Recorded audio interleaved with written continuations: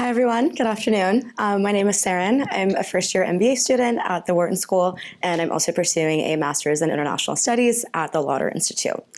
But today, we're not going to talk about market capitalization or geopolitical tension. I want to talk about snowboarding, a high achiever's guide to being a beginner, not just at snowboarding, but hopefully at some other things too.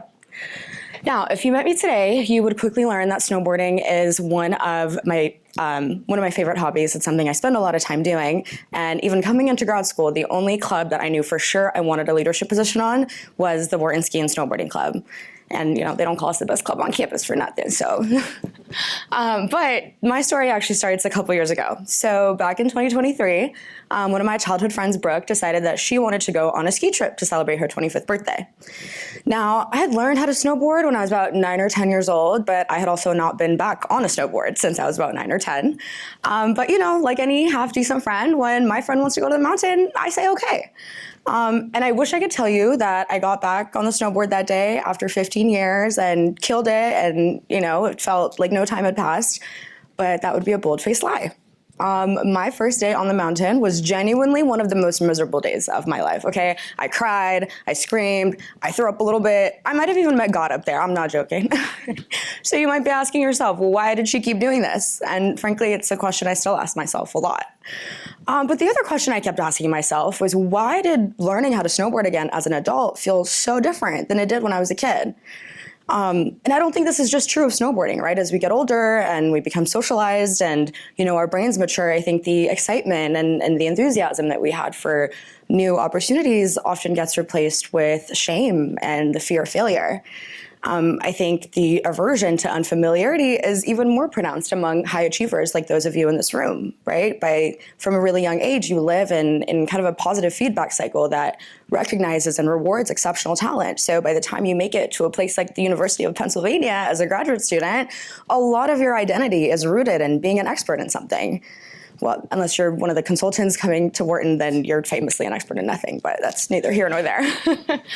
What this describes, though, is what psychologists refer to as a fixed mindset. Oh, sorry.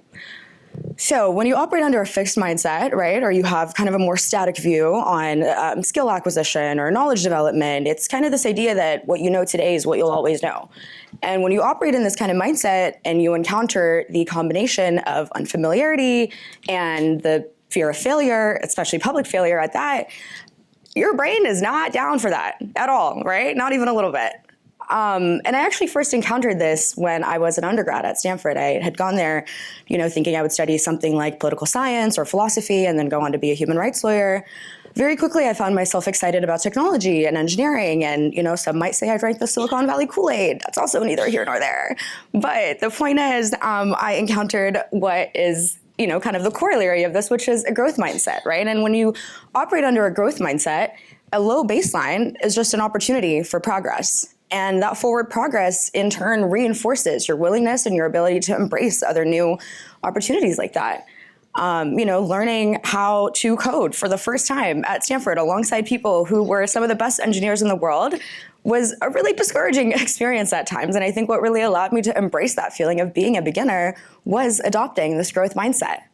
I think if you watch, interviews with athletes or other kind of high performance individuals, you see them talk about a growth mindset a lot, right? Because their livelihood is contingent on their ability to wake up every day with the conviction that they can be a little bit better than they were yesterday, even when they're the best in the world.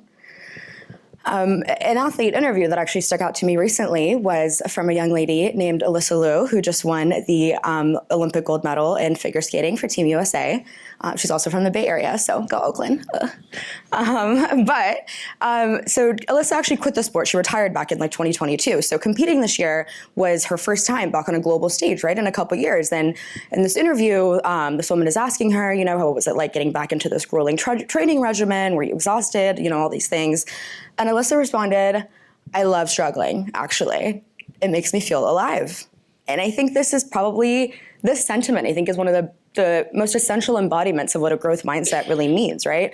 I think so often we internalize, especially, again, as high achievers, struggle or resistance as, inadequacy or maybe even incompetence. But it really just means you're alive. So I am not an Olympic figure skater. I'm not even an Olympic snowboarder, but I do know a thing or two about, getting through tough times, learning something new. And I want to leave you all with a few practical tips for conquering new challenges. A call to shred, if you will. So first, and this good advice for snowboarding too. So next time you find yourself on the mountain, just take a screenshot. So first, embrace the falls. You are going to fall, point blank, period. There's no way around it.